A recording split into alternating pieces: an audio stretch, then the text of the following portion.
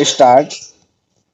दिल्ली में जंगपुरा इलाके के एक आभूषण की दुकान में 20 करोड़ रुपए से ज्यादा की कीमत के गहनों और नकदी की चोरी को आम आपराधिक घटनाओं में शुमार किया जा सकता है, लेकिन इस घटना से फिर यह साफ होता है कि यहाँ कानून व्यवस्था के मामले में सर्वोच्च मानकों के लागू होने की हकीकत क्या है।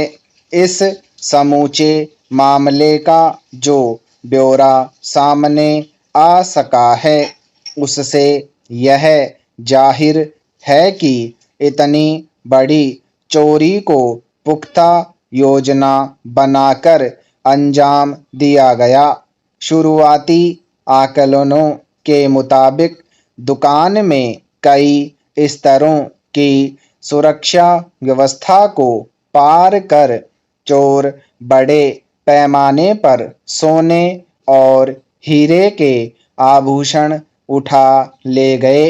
इमारत में घुसने और बिजली आपूर्ति बाधित करने से लेकर स्ट्रांग रूम में घुसने के लिए सेंध मारने और भीतर जाकर बेहद मजबूत लॉकर को तोड़कर गहने चुरा ले जाने का ब्यौरा किसी कहानी की तरह है, लेकिन चोरों ने जिस तरह सुनियोजित तरीके से इसे हकीकत में तब्दील किया, उसमें किसी की मिलीभगत से लेकर घटना स्थल का बारीकी से अध्ययन करने के संकेत मिलते हैं।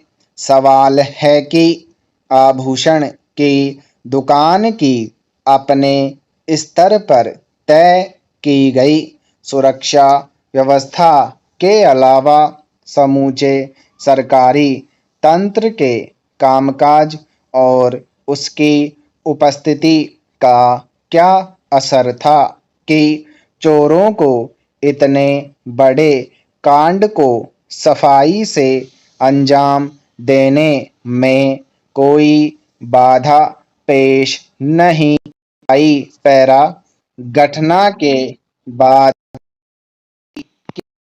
नाम पर पुलिस ने फोरेंसिक जांच के लिए इमारत के आसपास की छतों से नमूना एकत्र करने, लोगों से पूछताछ और अंगुलियों के निशान लेने की प्रक्रिया पूरी की, लेकिन हालत यह है कि वहां लगे सीसीटीवी कैमरों के जरिए भी इसमें लिप्त लोगों की पहचान आसानी से नहीं हो सकी।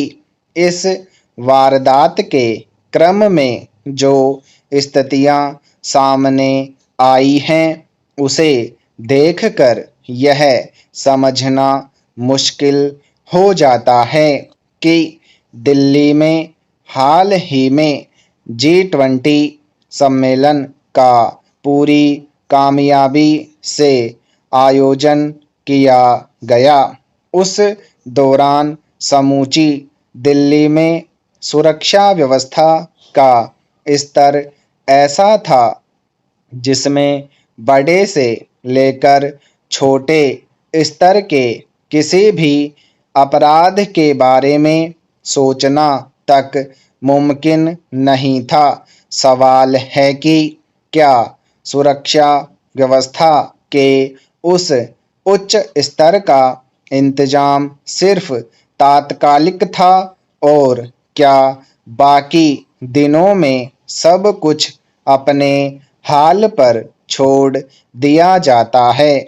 आखिर यहाँ कानून व्यवस्था को लागू करने वाली एजेंसियों के कामकाज की शैली ऐसी क्यों है कि सामान्य दिनों में अपराधियों पर इसकी मौजूदगी का कोई खास असर नहीं दिखता। पैरा भारतीय संस्कृति में बुजुर्गों को अनुभवों का खजाना माना जाता रहा है, मगर चिंताजनक है कि बुजुर्ग अब परिजनों और समाज की उपेक्षा, दुर्व्यवहार सहित कई तरह की समस्याएं झेलने को विवश हैं।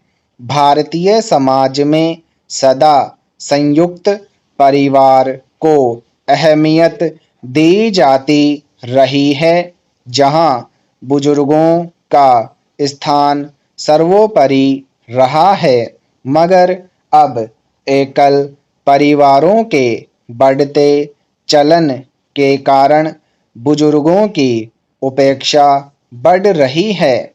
दरअसल समाज में अपनी हैसियत बड़ी दिखाने की चाहत में कुछ लोगों को अपने ही परिवार के बुजुर्ग मार्ग की बड़ी रुकावट लगने लगते हैं। ऐसे लोगों को सामाजिक तौर पर अपनी खुशियों में बुजुर्गों को शामिल करना शान के खिलाफ लगता है। ऐसी ही रूढ़िवादी सोच के कारण उच्च वर्ग से लेकर मध्य वर्ग तक में अब वृद्धजनों के प्रति स्नेह की भावना कम हो रही है। एक सर्वेक्षण के अनुसार भारत में करीब 60% बुजुर्ग महसूस करते हैं कि समाज में उनके साथ दुर्व्यवहार किया जाता है।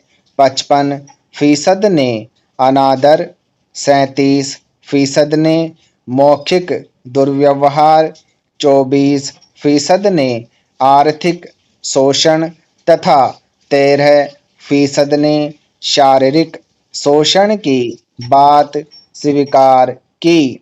देश में संयुक्त परिवार प्रणाली धीरे धीरे टूटने के कारण ही माता-पिता और वरिष्ठ नागरिकों का भरण पोषण और कल्याण अधिनियम 2007 अस्तित्व में आया था। स्टॉप।